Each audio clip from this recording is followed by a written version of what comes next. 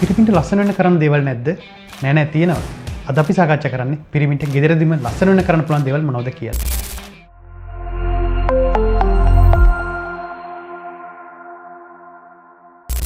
කවුරුත් සාකච්ඡා කරන්නේ ගැහැණු අයට ගෙදරදී කරන්න පුළුවන් ලස්සන වෙන ප්‍රතිකර්ම ගැන. අපි අද සාකච්ඡා කරමු පිරිමියට මොනවද ගෙදරදී ලස්සන වෙන්න කරන්න පුළුවන් කියලා. අපි කවුරුත් දන්නවා පිරිමියාගේ සම ගැහැණුවාගේ සමට වඩා රෆ් ටක් ඝනකමින් වැඩි 125 විතර ඝනකමින් වැඩි. ඒ වගේම ඔයිල් ලෙවල් එකත් වැඩි. ඒ නිසා ඝනකම් ශක්තිමත් හමු වුණාට මේවා අනුතුරට ලක් වීමට නැත්නම් ඩැමේජ් වීමට තියෙන සම්භාවිතාව වැඩි. නිතර ෂේව් කරන නිසා පරිසරයට එක්ස්පෝස් වෙන ප්‍රමාණය වැඩි නිසා හැම ඩැමේජ් වෙන ප්‍රතිශතය වැඩි. හොඳයි අපි බලමු ඒ හැම නිවැරදි කර ගැනීමටත් හැම ආරක්ෂා කර ගැනීමටත් අපිට මොනවද සරලව කරන්න පුළුවන් කියලා. හොඳයි බලමු පිරිමි අපි හැමෝටම බලපාන ෂේවිං ප්‍රොසෙස් එක. අපි කවුරුත් දන්නවා අපි එදිනෙදා ෂේව් කරන්න සිදු වෙනවා. හැමතිස්සෙම අපි ෂේවිං වලට ෂාර්ප් බ්ලේඩ් එකක් භාවිත කරන්න ඕන. ඒ වගේම ඒක පිරිසිදු අලුත් ඇහැක් වෙන්න ඕන.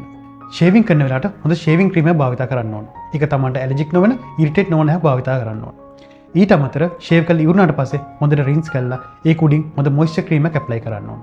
මේක තමයි ඉතා වැදගත්ම කාරණාව. මොකද අපි ෂේවිං කරාට පස්සේ අපේ හැම හොඳට ඩ්‍රයි වෙනවා.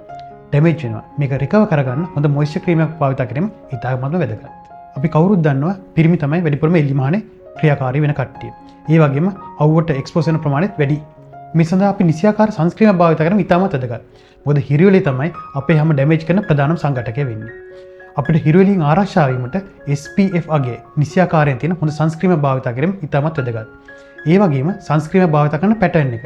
අපි කවුරුද දන්න සන්ස්ක්‍රීම් එකක් දවස පුරාම පවතින්නේ නැහැ. ඒක සාමාන්‍යයෙන් පැය දෙකක් තුනක් තමයි පවතින්නේ. ඒ නිසා මේක ඇප්ලයි කරන වේගය, ෆ්‍රීකවන්සි එක ගැන හොඳ අවබෝධයක් තියෙන්න ඕන. ඊළඟ කාරණා තමයි ගැණු පිරිම් ભેදකින් තොරව අපි කවුරුත් අපේ හැම හොඳට හයිඩ්‍රේට් කරගන්න ඕන. මේ සඳහා ලීටර් 3-4ක පමණ වතුර ප්‍රමාණයක් දෛනිකව භාවිත කරන්න ඕන. ඊළඟට අපි කරන ලොකුම වැරද්ද තමයි දුම්පානය. මොකද දුම්පානය මගින් හැම කොලජන් මට්ටම විශාල වශයෙන් ඩැමේජ් කරනවා. ඒක තමයි අපි හැමෝට කරන තියෙන විශාලම වැරද්ද. ඒ නිසා දුම්පානය සම්පූර්ණයෙන් නවත්තන්න අවශ්‍යයි. ඊට අමතරව අපේ හැමේ පෝෂණ මට්ටම පවත්වා ගැනීම තමයි වැදගත් කාරණාව. මේ සඳහා සමබර ප්‍රමාණවත් ආහාර වේලක් ගන්න ඕන. ඒකෙදි ප්‍රෝටීන් බහුල ආහාර වේලක් ගැනීම ඉතා වැදගත්. ඊට අමතරව අපි ගොඩක් දිනට මගහැරන දේ තමයි විටමින් C, විටමින් E බහුල ආහාර. මේ සඳහා හොඳ පළතුරු වර්ග භාවිත කරනවා නම් ඔබට වැඩි ප්‍රතිඵලයක් ලබා ගැනීම හැකියාව තියෙනවා.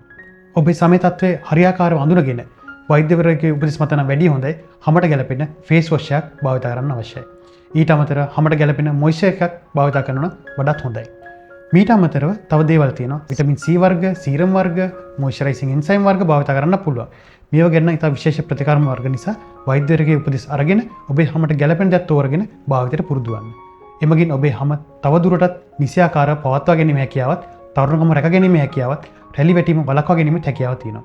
එමගින් ඔබේ හැන්සම් පෙනුම ඉදිරියට පවත්වා ගැනීම හැකියාව තියෙනවා.